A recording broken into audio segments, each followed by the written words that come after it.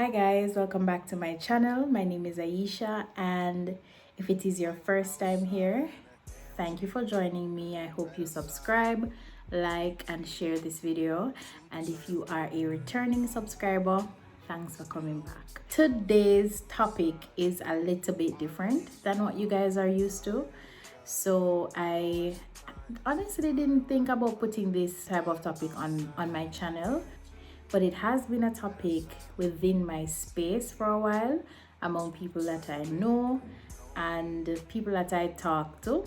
So I just decided to extend it here. But before I begin this video, let me just say I am in no way, shape, or form a financial advisor. This video is not financial advice any at all. This is just me having a conversation, letting you guys know what tips that have worked for me in my personal space and tips that I would have given to friends and family and it has worked for them. Don't take this as financial advice. If you need financial advice, solid professional financial advice, feel free to get to an actual financial advisor or reach out to whichever professional that you wish to. But this is just me having a genuine heart-to-heart conversation with you guys. All right, so I actually have my notes right here, so I'll be looking down from time to time. So this video was pretty thought out because I don't want to bring foolishness to you guys, right? It was well thought out. I hope you guys receive it. I hope you guys really tune into the end. I hope you do your research where necessary. If you want to add more points to what I have, you do your research and just do what works for you, because at the end of the day, even though I'm coming here and giving you all these tips, they may not work for your situation, right? But find what works for you and make it happen. Okay, my first tip here would be to hold off on certain things. By the way, these tips are in no particular order. I'm talking about name brand items, overpriced items, luxury items. Now, if you don't have any money or you are in the position where you are living hand to mouth, it would not be wise financially to be purchasing name brand items, right? And I mean, we have this thing where we see people on social media doing certain things and having certain things, and you want them too. But I promise you, if you focus and you don't get distracted by social media, you will eventually have them one day. And I don't mean 10 years down the line. You just have to focus on your goals and you can get there eventually, right? Now, half of the time we see these people on social media, we don't know where they're getting their things from. We don't know if they are doing illicit activities. We don't know if them have a sugar daddy. We don't know if they were gifted the item, right? Really don't know. We are seeing them having all of these things. We don't know where they're getting them from, and then we become red-eyed, right? But this is where I should say to you, focus on your goals. Paying attention to all these people on social media and not actually paying attention and focusing on our goals, right? So people always say social media is a lie, and in my opinion, it can be a lie for real, right? It can be a lie. So focus on your own goals. Focus on what you want to achieve and what you want. And I mean, nothing is wrong with it. A little motivation and encouragement to get to your goals, but don't let it overshadow what you're doing. Don't let it consume you to the point that you feel like you need to use your last money to get some name brand items because you want to go on the road and look cute. You can look cute in Shein items. You can look cute in Shein clothes too. You can look cute in a regular shoes from Payless or wherever that's affordable, until you're able to get these luxury items. But I should say though, a point that I made. These people could be gifted these items and we don't know, right? So here's the thing: if you really so badly want luxury items and stuff, drop it on a wish list. Drop it on your birthday wish list, and hopefully a friend or two will, purchase these things for you rather than you taking it out of your own pocket to do so. Because remember, we are on our way to financial freedom right here. Okay, so we have to focus. Okay, let me just say, I'm gonna add this point though, because all of these things that I'm saying to you right here, I am not gonna be that girl that come on here and tell you that, hey, this is what you're to do, this is how you're gonna do it. And I've never done it for myself. So I have a little story. When I was back at UWI, right, I used to finance my own university journey. Now I had to pay, that means I had to pay my rent, school fee, everything. Now in doing so, I didn't have a job. So what I did, I created a job for myself, right? I became a makeup artist and I managed my craft, I managed my entrepreneurial skill to the point where it was paying my rent, buying me food, keeping me alive. But I had a goal. My goal was to leave school and get a good paying job and still have my side hustle. But I had to concentrate. I needed to get there, right? And I couldn't buy excessive overpriced items or luxury items. I couldn't go certain places because that was just not in the budget at that time. I just needed to get through university to get to that level that I wanted to get to, right? So I held out for that period. I bought no luxury items. I bought nothing at all that, I kept my thing intentional. And guess what happened? You had persons that used to come up to me and let me know that I'm boring, or them never see me I go here so yet, them never see me I do this yet, them never see me I do that yet. And that's okay, because they don't know my journey. They don't know my journey. They don't know what my goals are. So don't watch people, because it's so funny that right now in my life, those same people came back to me to tell me sorry. They came back to apologize. So I say this to say,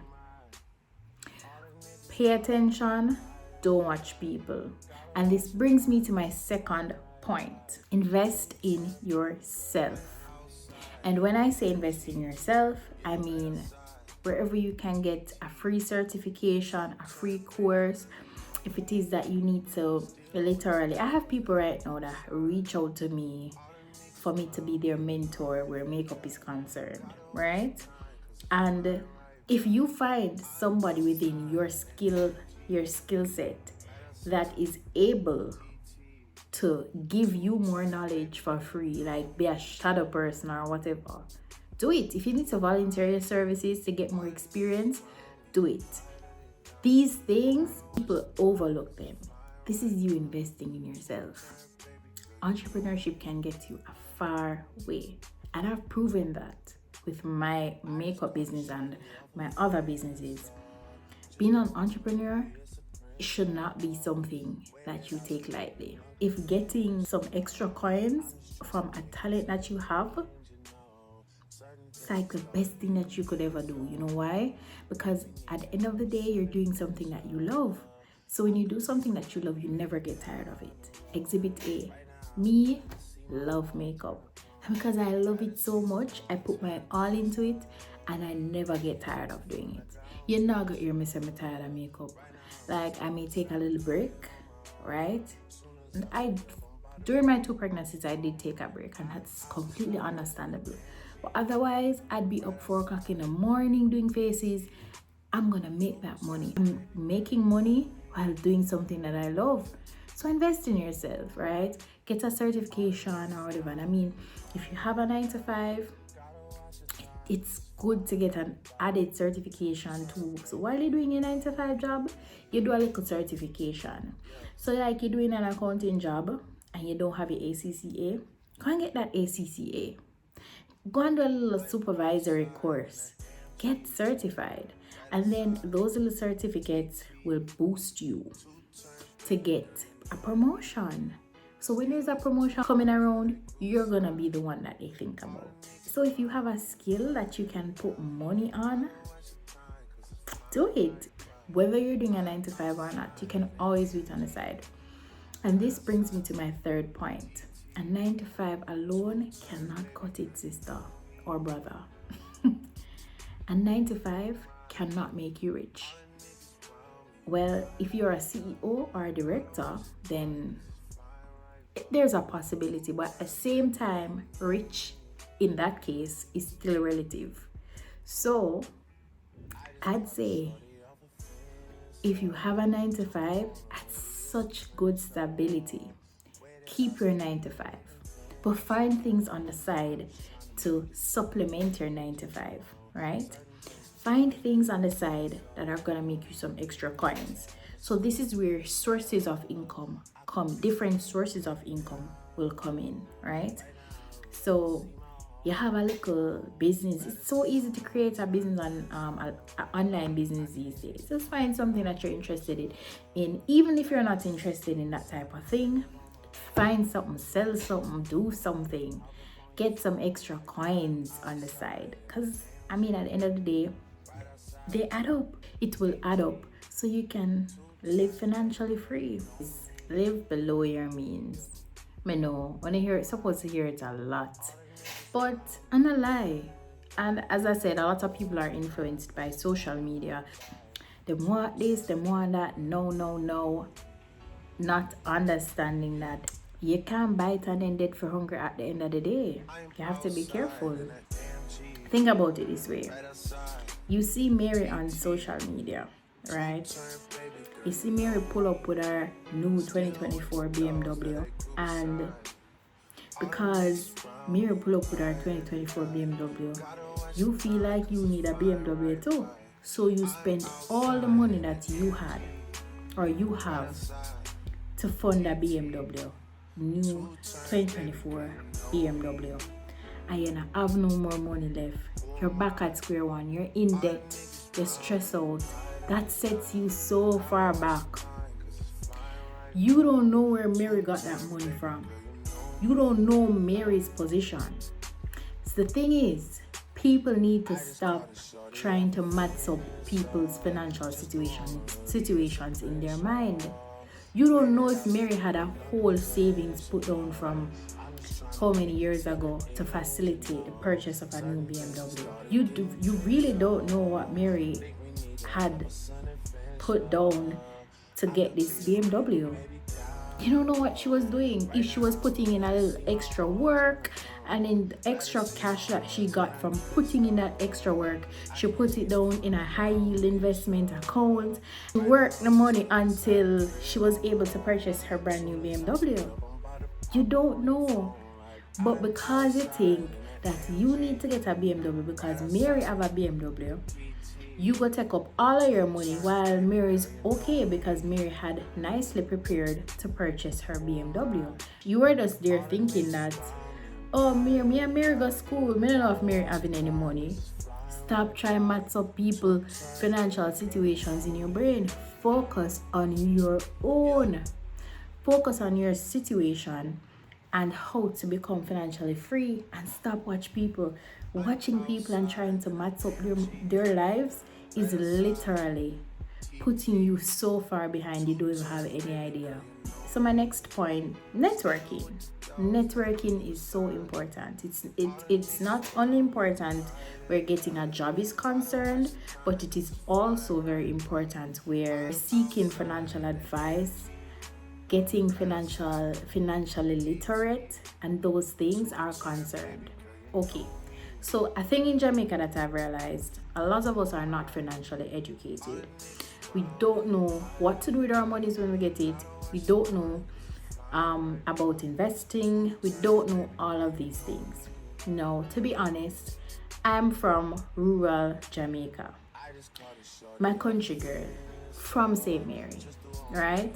Now, it was almost taboo to talk about finances in my household. So I've never sat down with my mother at any young age and we talk. No, I've never sat down with my sister or brother or whoever else I was, or even my father at a young age to say, hey, it's important to save a little money, invest when you can, do this. No. And me in a rural school, so I used to go to Miramount High, and ain't nobody was talking about investments over there. No teacher, no student, nothing. Nobody not telling you the most you hear is, oh, save your money. And you're saving your money for buy snacks or sweets. You're saving your money for buy outfit for grand market night. Like, nobody talks about the power of managing or adequately managing your finances. Nobody talks about that. It's almost taboo. So it's when I stepped out of that zone and I started to network and hear other person's views on life and money, that is when things came into perspective for me. And I'm so happy that that happened when I was in my prime, like early years in life. I was in the space where I could have learned those things outside of my home. And these are conversations that I brought up to my mother after learning them, and she was like, yeah, I know. Yeah, I know about investing. I know about these things, but it was just so taboo to talk about. And then I'd even bring it up with my sister, and she was like, yeah, I know, I've been investing. It was just so taboo. It was just such a taboo conversation to have in my household. That's why it's so important to network. Get out of that zone. Find out what else, other tips and things that you can do with your money and your life. Find out what other persons are doing with their lives and how, it may, a little thing, small thing that they're doing that you could probably try that could help you, Get an emergency fund. And this is another cliche one. When I hear it all the time, but I promise you, an emergency fund is so important, guys. So important. And I've seen this in even my personal space. I had a big situation recently where I needed about $200,000. If it was not for my emergency fund, I'd have to dig into my investments. I'd have to dig into other money in my life if it wasn't for my emergency fund that I had set aside. But now, guess what? Having that emergency fund is like a cushion. And I took that money out of the emergency fund and I'm sitting comfortable now. My life is not altered. My life is fine. I'm continuing to live, but at the end of the day, say I forgot put back the money in the emergency fund, right? But you're gonna do that over time. It's gonna get back in there. But I'm showing you how much of a cushion having an emergency fund is. So remember, you're working your way to financial freedom. And if you're working your way to financial freedom, ain't nothing supposed to come and break it.